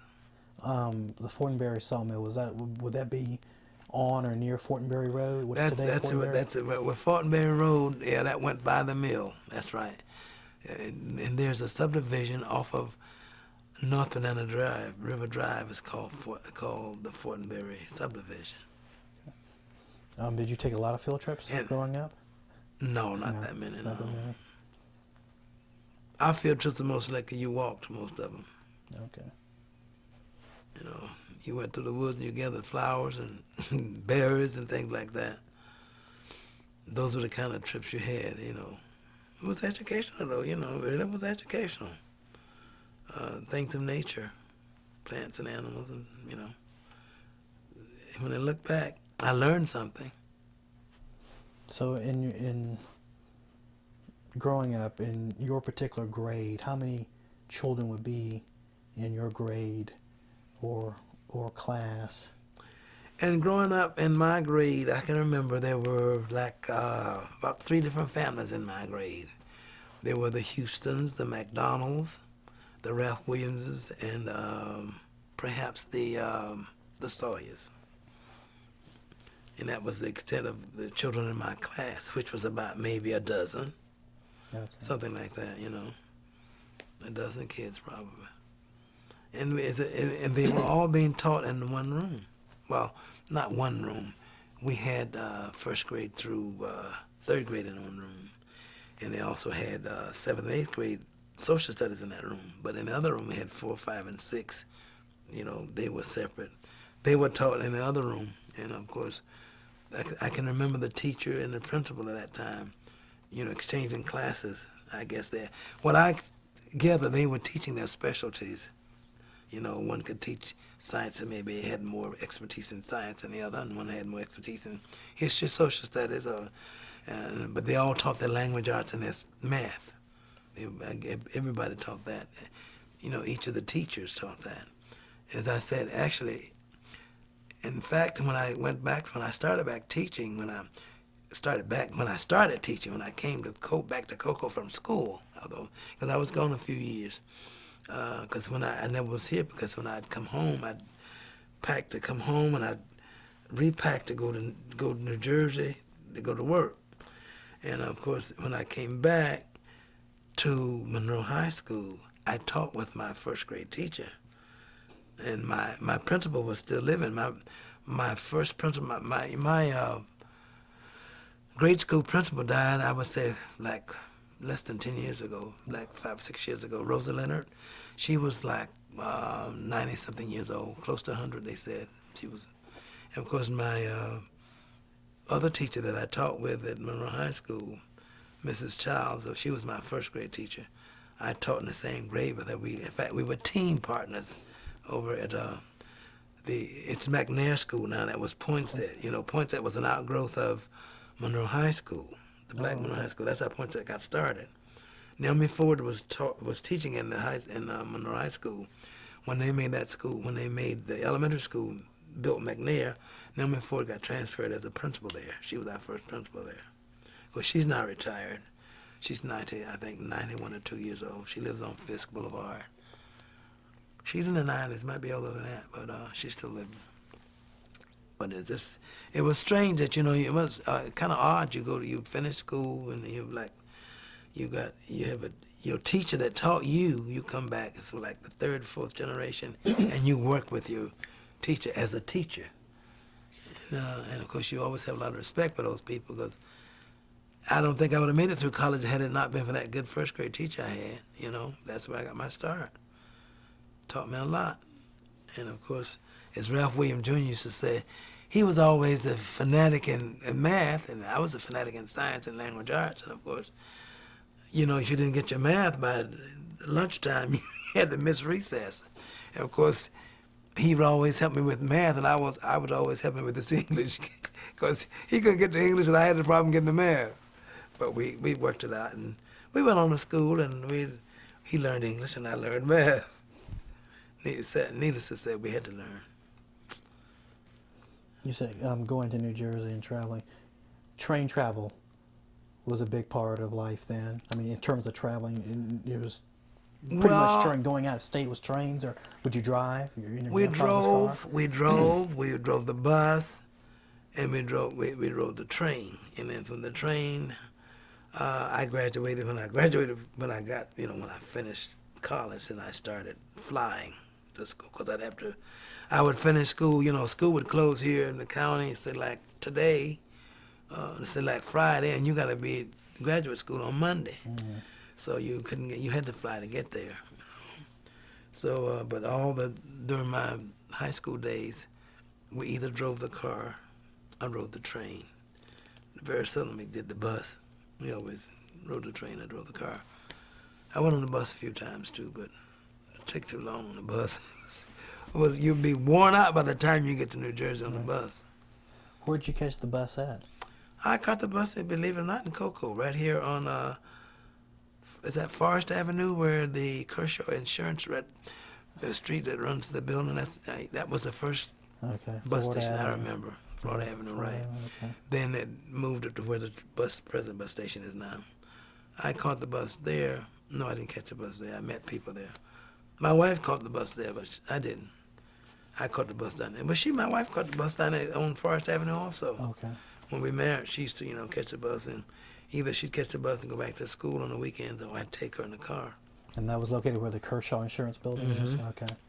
And the train, where was the train station? The train was right there where that tractor on Poinsett and US 1. Oh, the current FEC current station. Yeah, they built that new station and never used it. Okay. We caught the train in the old station. Where was the old station located? Right there. Oh, same place? Right, same place. Oh. They tore it down and built that new. Tore it down for new one. Okay. And no one ever knew to use the new one. Okay. When you went off to college, you in St. Augustine, you take the train to St. Augustine? Well, my first trip to college, my grandparents took me up in the car. They took me up and got me squared away, and I got started with school, and every time when I would come home, I came home on the bus. And I drove the bus all my college days, local college days in St. Augustine. I rode the bus. The only time I drove was when I went to college, going up for school, to begin school, or when the semester of school would close, for the summer. Then I would come home in the car. But otherwise, when I came home, was on the bus. And that's the way it was throughout my college career. I didn't do any driving back and forth. Even though I had a license and could drive, I was driving. I drove at school. In fact, I used to drive one of the professors around. In fact, she was a Seventh-day Adventist, and she lived over in Starks, and used to make lots of trips to Gainesville. And of course, I used to chauffeur her there and back. And of course, I was glad to go because I got to go to the restaurant and eat. I loved eating those days. So I was a chauffeur, and I got to eat. And of course, I was also in her classes too, a couple of her classes. So it was quite an experience, But I enjoyed all of my college life. In college, were all your summer jobs in New Jersey? All of my summer jobs, during college time, they were in New Jersey, right? Mm-hmm. During my undergraduate was in New Jersey. Now, when I went to graduate school at Columbia, I worked in the men's faculty club for food. Dick Blake and I did. We went to graduate school together. The principal Cocoa High. Yeah, Blake and I went to school together, and of course, Blake, needless to say, Blake couldn't type either. Had to type his papers for him. He pecked hot and pecked, and it took him a while. Of course, we went to graduate school 3 years together. So he started a year before I did, and so he graduated before I did, 1 year. He started with the Austels, which was one of my grade school teachers, and my husband ran cab, and he was a cook. In fact, he used to cook up in Poughkeepsie. I think it was Poughkeepsie, New York, where he would go. And of course, they used to drive up and ride the train, and a lot of times we'd ride the train together. And of course, he'd gone up to his place to Poughkeepsie, and we'd stop in New York City, going to school where we were at Columbia. This is Mr. Austell? Yeah, Mr. Austell. Was he married to Miss Willie Ruth Austell? That's right. Okay. They call him Jack Austell. He's deceased now? Yeah, he's deceased. Okay. Yeah, been deceased quite a while. How did you like New York when you were in grad school? Loved it, because I loved all of the cultural resources they have there. I just love that city. I like to go there and visit all of the educational facilities, that they have there, all of the history they have there. They have so much history there, and all the art. Long way from Brevard County. Yes, my Lord. Very long ways from Brevard County when it comes to cultural resources. Have you been back to New York recently? No, I haven't been to New York now, I guess, in about maybe 10 years. I haven't been there. Well, I did go for a family reunion, but, right in and right out for a few days.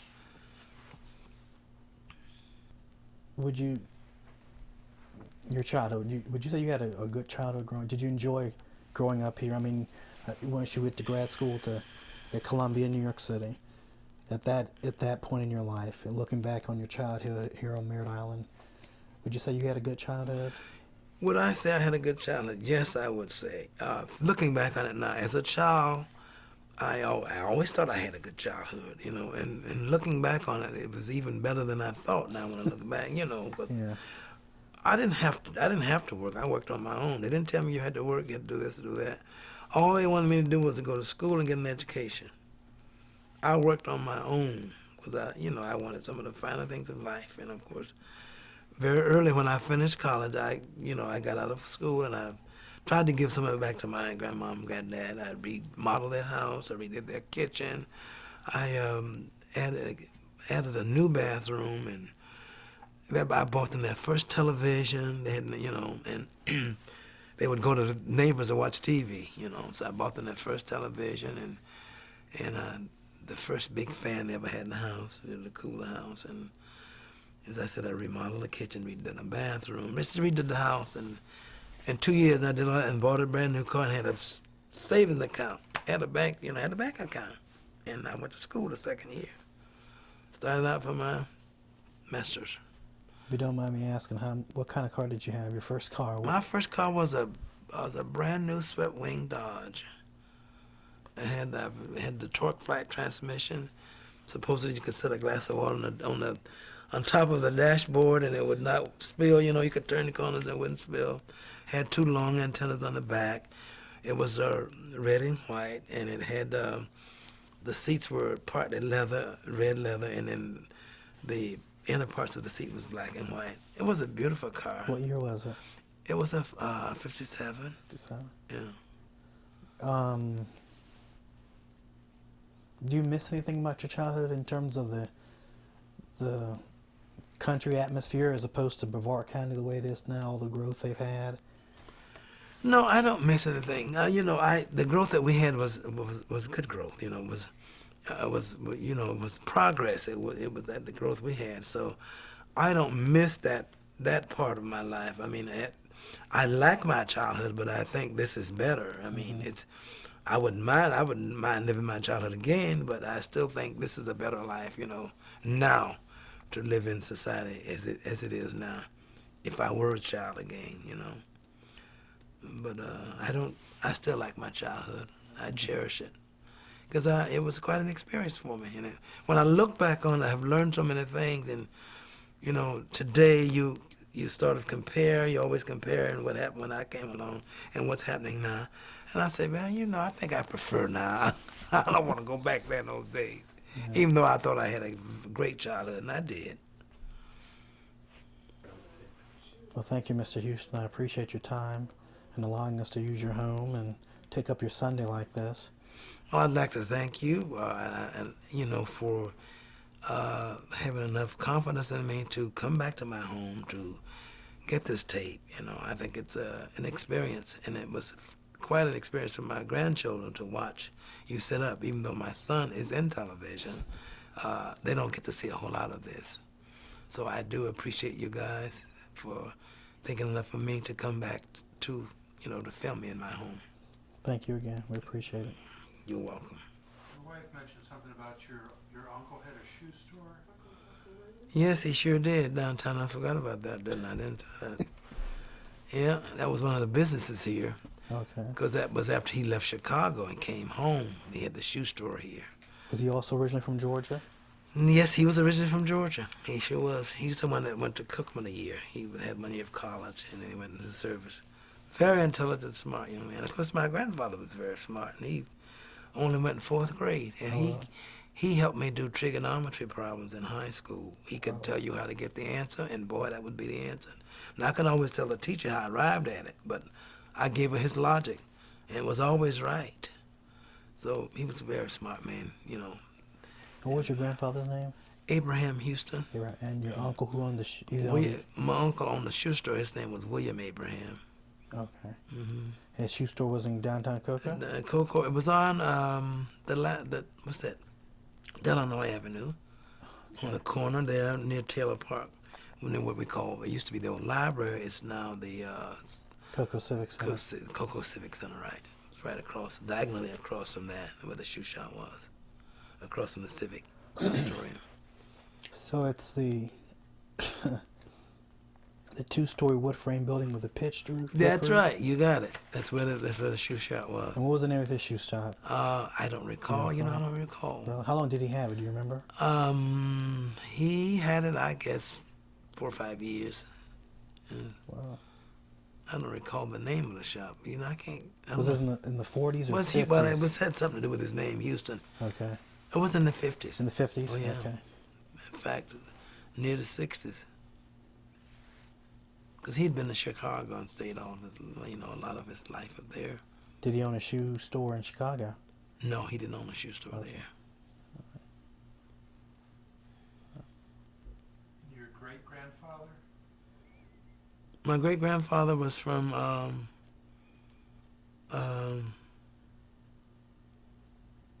he's from Georgia. He's from Georgia.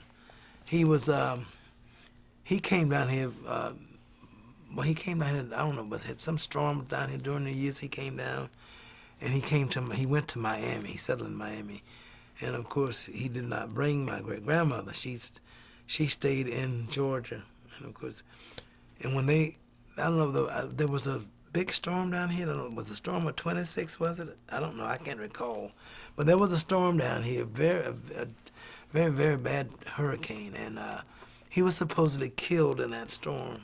And nobody had heard of him, heard anything about him since that time. And my grandfather often, he said, I don't know what happened to Papa. I guess he got killed. We didn't, he may not have been killed. We just didn't know. But he said he didn't like to work that much anyway. So he said he was not a very good provider for his family. When I think about him saying that, but they still loved him. He wanted to know he always wondered what happened to his dad. Did he get killed in that storm or not? He heard that he was killed in that. I guess it was, I don't know what was it. It was a storm in the 20s. They had a bad storm down here. We weren't down here then, but I don't know if it was a storm of 26. Seemed like to me it was 26, but it could have been another time.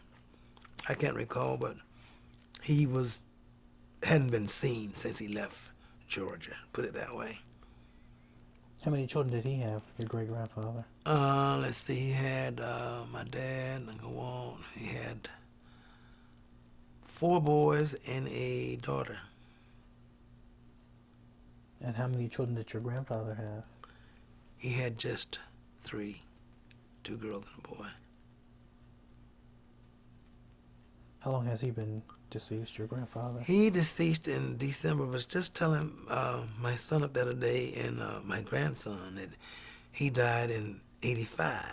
In December, he died on the 13th. When I said the 13th on a Friday the 13th, my grandson he didn't know what I was talking about. I had to tell him why we said Friday the 13th. And I said he died that morning, and of course we knew he wasn't gonna make it because the doctor just was a matter of time. He always told us by him having a heart problem that he would eventually drown in his own fluids and he would be gone, and that's just what happened. I went to work and I came, they called me, I said, yeah, he's gone, I'm sure. They said, yeah, he's gone. My wife called me, I think. And I didn't hurry to go home because he'd lived so long. He was like 96 years old almost, and so we missed him, but we were thankful he lived that long, and he didn't get sick until about 2 months before he died, something like that, maybe a couple of months. He didn't get really down where he couldn't go. Right. So the uncle who owned the shoe store was not the uncle who drove the bus? Yes, he was. He was the same uncle? Yeah, he drove the bus as a kid. Oh, okay. He and my mom, they were in high school when they drove the bus. And they drove the bus for Papa. Papa was my grandfather, so they called him Papa. They drove the bus in Papa's place. When Papa couldn't drive the bus, they drove the bus. They'd make the runs. Okay. So was that strictly on Merritt Island, or? That was the Merritt Island Cocoa. Yeah, because they went of course the kids some of them went to school in Melbourne too. How long was your mother in school in Ocala or Melbourne before she went to Ocala to go to school? Well, she went to Ocala prior to going to Melbourne. She went to okay. Ocala, yeah. She went to Ocala and I think it was in 9th grade. I think it was 9th and 10th grade. And of course she finished in Melbourne. See, right. They had a high school by that time, but they didn't have a high school before that. And since that time, that high school, that original high school in Melbourne was burned. And then they built Stone High School, it's Stone Middle School now. Mm-hmm. But that's how that got started.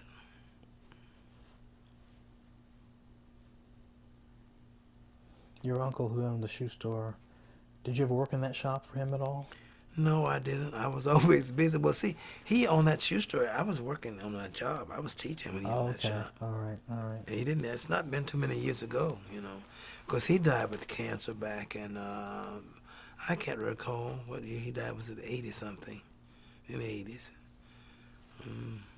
Don't recall right now, but I think it might have been, see, Pop died in 85, so he probably died in, I guess about 81 or 2.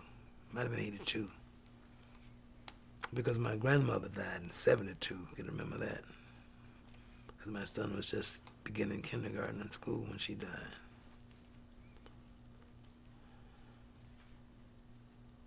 Do you see any of are there a lot of your contemporaries still here in Merritt Island, Cocoa area? A few in Cocoa area, my contemporary. Yeah, there are quite a few of my contemporaries in Cocoa. Not very many on Merritt Island, right? But more or less in Cocoa, in the county, I should say, Brevard County. Right.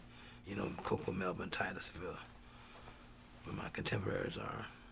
When you were in grad school, did you ever was Dick Blake ever your roommate? Mr. Blake ever your roommate? We were like roommates almost, you know, because he would come to my room for me to type his papers, and we worked together, so we ate together. See, we both worked in the men's faculty club for waiting tables. In fact, he was the one who got me the job because he was there a year longer than I was. Okay. So, we were roommates sometime, you know, but he didn't want to go home, and we sit up late working, doing schoolwork.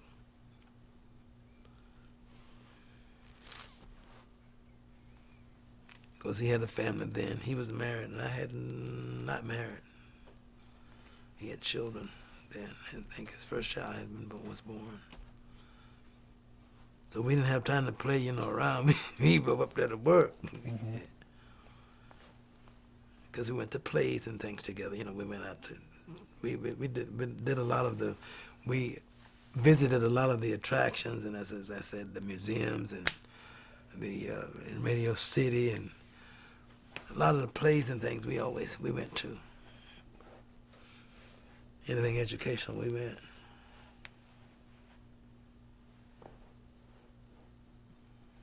Can you remember any of the names of the families here locally that own the citrus groves? Well, as I said, Mr. Sawyer owned. He was one of the black owners, and Mr. Williams, Joe Williams, was a black owner, and I'm trying to think of the man down South Merritt Island where near where the Stewart's mansion was built.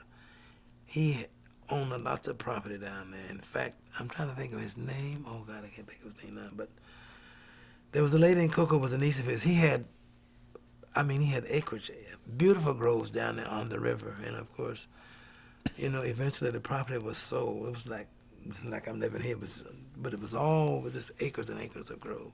It was owned by a black, and of course, a lot of it was sold. In fact, that as I said, that the rich family, that millionaire, bought some of the property, the Stewarts, and they built that mansion on that property. But those are blacks that own the groves. Of course, the Carltons were white, and the Christopher Fullers have been around for years, and the Andrews. These are white families that have been around for years and owned in big citrus groves. As I said, the Nevins and the Portia family, they had, you know, huge industries when it comes to citrus groves.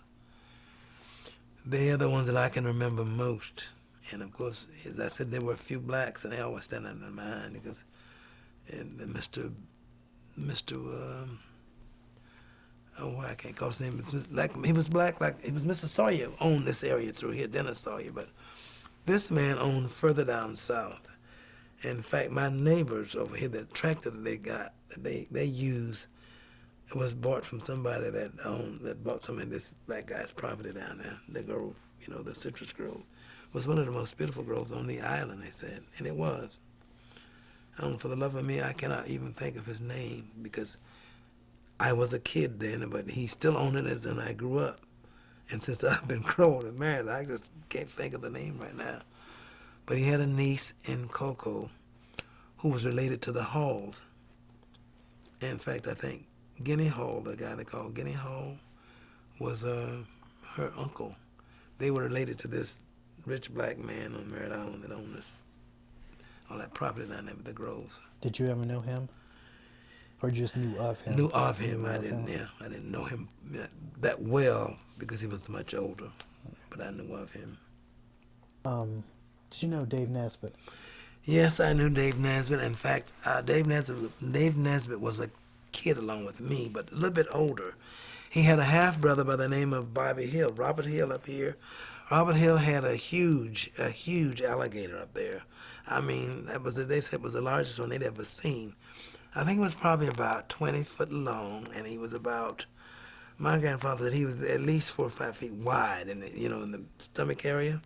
And of course, eventually they kept him for years, and I had a cousin who would get inside and clean the cage and feed him. He was, he was that docile, he was that tame, what would they say. He wasn't so docile, but he was that tame. And of course, he would feed him, and he was a worker for Bobby Hill. Bobby Hill was, I would say he was self-sufficient, was quite, kind of on the rich side. And he eventually, after that gator got older and older, he donated the gator to the Sanford Zoo.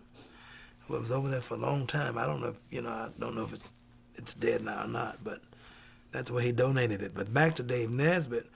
At that time, Dave Nesbitt was doing grove work just like everybody else was. He worked just like I worked, and he was in school, and of course he was on the poor side. Bobby was rich. Bobby's daddy was rich, but Dave Nesbitt's mother raised him, and they didn't have that money. But he eventually, finished school, and I finished school, and he got some college, but he didn't finish college. I don't know, he got some courses, but he was in business here. He ran the Oldsmobile Garage. He owned that Oldsmobile Garage, the first owner of the Oldsmobile Garage. In fact, when I bought my first Oldsmobile in '98, he was the owner then. But he got into politics. He was a commissioner one time, and then he got into the oil thing. One of the oil distributors here. I don't know which company, but he is he died not too long ago, a few years ago, maybe 3 or 4 years ago. And as I said, he wasn't a whole lot older than me. He was, he's, I would say, maybe 4 or 5 years older than I was, but I remember him as a boy. And my grandmother at that time had done most of her domestic work. She was just babysitting for them, and of course, Pop had a new car. It was a new car, brand new car. And of course, I remember she said, I don't think I'll drive the car to work because I got some question from Mrs. Nesbitt about the car.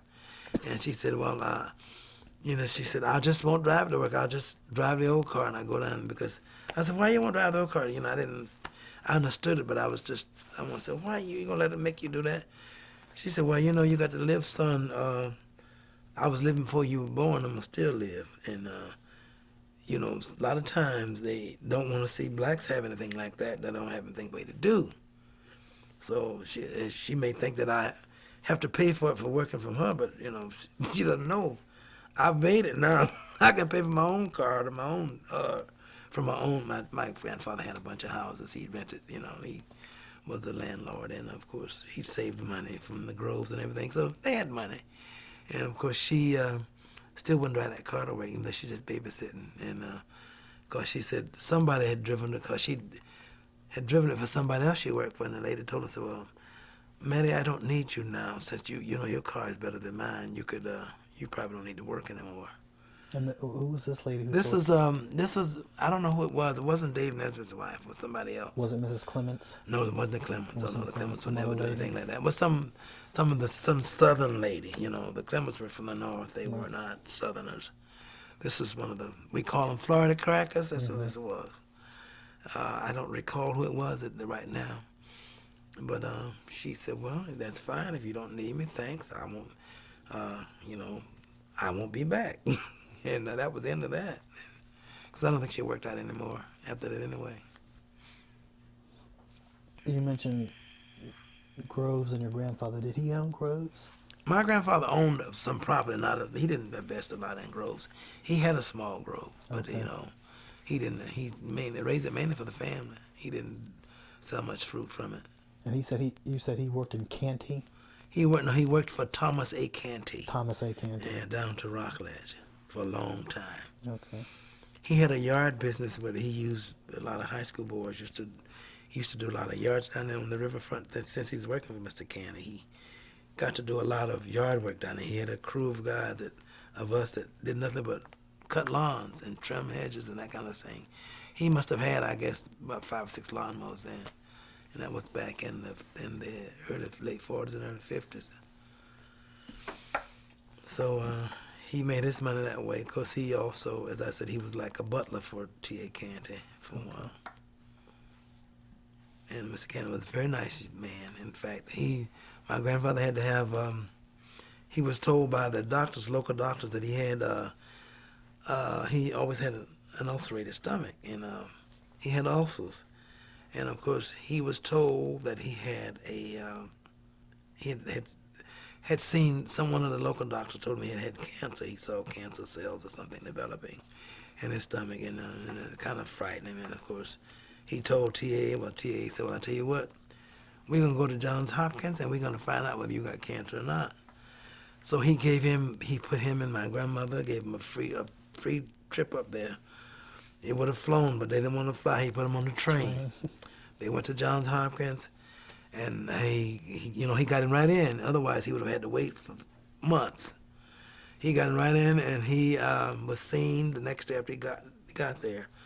And they found out from all the tests that he didn't have cancer. It was just a scar tissue where an ulcer had healed. And of course, he came back and lived. That was what he was like. I guess he was like 60-some years old then, if I recall. He came back and lived till he was 90-something, 96. Okay. So he had a lot to thank. We had a lot to thank T.A. Canty for. In fact, his daughter Margaret and Alice were very good friends of mine. And in fact, Margaret was teaching not too long ago. She used to teach at Kennedy. I don't know where she is right now. Haven't seen her in a while. But, those were good friends of the family. And that was a good relationship between blacks and white in those days. Because, you didn't find that every day. Because it didn't bother Mr. Canty because he wasn't from the South anyway. He was from the North. North. Yeah. So he was a pretty prominent man. Yes, he was. Yeah. And you say he still has family here? Yes, his children and grandchildren are here.